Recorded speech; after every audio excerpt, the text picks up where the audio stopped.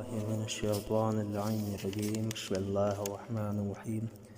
کل وضو جبیرہ کے سلسلے سے گفتگو ہوئی اور وضو کرتے وقت جو دعائیں مستحب ہیں وہ آپ کے سامنے پیش کی گئی۔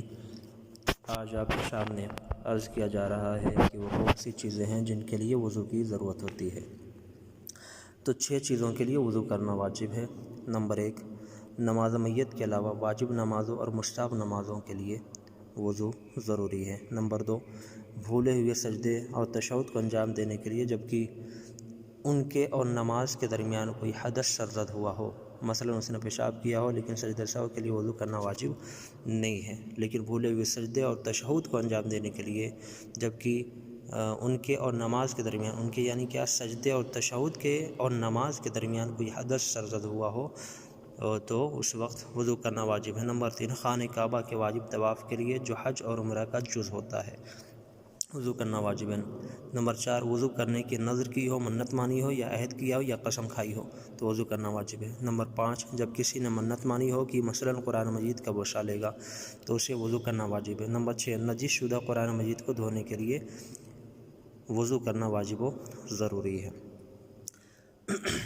اب یہاں پہ کچھ مسائل آپ کے سامنے پیش کیے جائیں کہ اگر نماز یا طواف بغیر وضو کے کیا جائے تو باطل ہے۔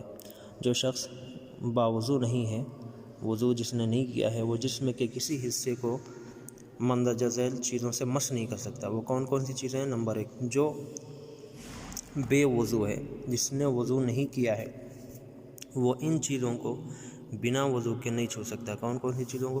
قرآن کی تحریر، البتہ ترجمے کو چھو سکتا ہے، خداوند عالم کا نام چاہے جس زبان میں بھی لکھا ہو، پیغمبر اکرم صلی اللہ علیہ وسلم کا نام، اماموں کا نام، حضرت فاطمہ الزہرا سلام علیہا کا نام، ان کو وہ بنا وضو کے نہیں چھو سکتا۔ اگر کوئی بے وضو ہے تو جسم کے کسی بھی حصے کو مس نہیں کر سکتا، قرآن مجید کی تحریر سے، خدا کے نام سے، پیغمبر کے نام سے، ائمہ علیہ السلام اور حضرت فاطمہ الزہرا سلام علیہا کے نام سے۔ اس لیے مستحب ہے کہ اگر انسان باوضو ہو، یہ مسئلہ آپ کے سامنے ایک پیش کیا جا رہا ہے کہ مستحب ہے کہ انسان اگر باوضو ہو تب بھی ہر نماز کے لیے دوبارہ وضو کرے۔ اگر انسان باوضو ہو تب بھی مستحب ہے کہ ہر نماز کے لیے دوبارہ وضو کرے۔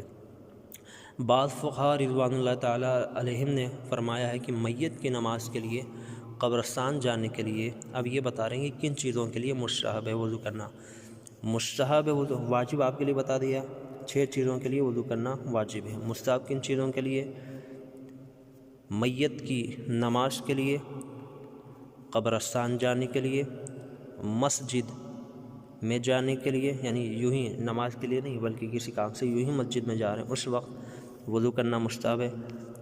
حرم ائمہ علیہ السلام میں جانے کے لیے، قرآن مجید ساتھ رکھنے کے لیے، اسے پڑھنے لکھنے اور اس کا حاشیہ چھونے کے لیے۔ دھیان رکھیے، خود قرآن مجید کی تحریر جو عربی میں، اسے چھونا بغیر وضو کے حرام ہے، لیکن جہاں پہ مستحب وضو کی بات ہو رہی کہ جب قرآن مجید کو اپنے ساتھ رکھنا ہو تو مستحب وضو کرنا، یا قرآن مجید کو پڑھنا ہو، انگلی نہیں رکھنی ہے، پڑھنا ہے صرف، یا اس کا حاشیہ چھونا ہے تو اس وقت قرآن مجید کا یہ حاشیہ چھونے کے لیے بھی مستحب وضو کرنا، سونے کے لیے بھی وضو کرنا مستحب ہے۔ تو یہ وہ جگہیں بتائی گئی ہیں کہ جہاں پہ وضو کرنا مستحب ہے۔ البتہ اگر کوئی شخص مستحب ہونے کے احتمال کے ساتھ ان تمام چیزوں کے لیے وضو کرے تو اس کا وضو صحیح ہے اور اس وضو کے ساتھ ہر وہ کام کر سکتا ہے جو باوضو ہو کر کرنا ضروری ہے، مثلا اس وضو کے ساتھ نماز پڑھ سکتا ہے۔ اب وضو کس طریقے سے باطل ہوتا ہے، یہ آخری چیز آپ کے سامنے پیش کر دی جائے۔ انشاءاللہ کل گفتگو ہمارے غسل کے حوالے سے ہوگی۔ وضو، مبطلات وضو کون کون سے ہیں، وضو کس طریقے سے باطل ہوتا ہے، تو وضو کو باطل کرنے والی 7 چیزیں ہیں۔ نمبر 1، پیشاب اگر کسی نے کیا وضو باطل ہے۔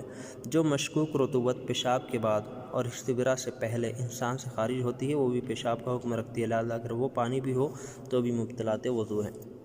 نمبر 2، پاخانہ۔ نمبر 3، ریاح یعنی معدے اور آنتوں کی ہوا جو مقعد سے خارج ہوتی ہے۔ نمبر 4، نیند جس کی وجہ سے نہ آنکھیں دیکھ سکیں نہ کان سن سکیں، لیکن اگر آنکھیں نہ دیکھ رہی ہوں مگر کان سن رہے ہوں تو ایسی نیند سے وضو باطل نہیں ہوتا۔ نمبر 5، ایسی حالت جن میں عقل زائل ہو جاتی ہے، مثلا دیوانگی، مستی یا بے ہوشی۔ نمبر 6، عورتوں کا استحاضہ استحاضہ آنے سے بھی وضو باطل ہو جاتا ہے۔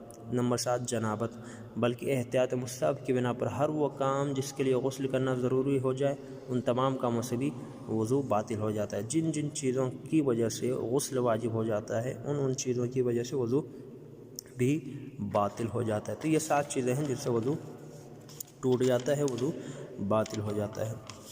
اب خلاصہ، کل اور آج کا خلاصہ آپ کے سامنے پیش کیا جائے کہ وضو کرتے ہوئے کچھ مستحب دعائیں ہیں جن کو ہمیں یاد رکھنا چاہیے، اور جس شخص کے اعضاء وضو میں زخم، پھوڑا یا کوئی چوٹ وغیرہ ہے اور وہ باقاعدہ وضو کر سکتا ہے تو وہ ویسے ہی وضو کرے گا۔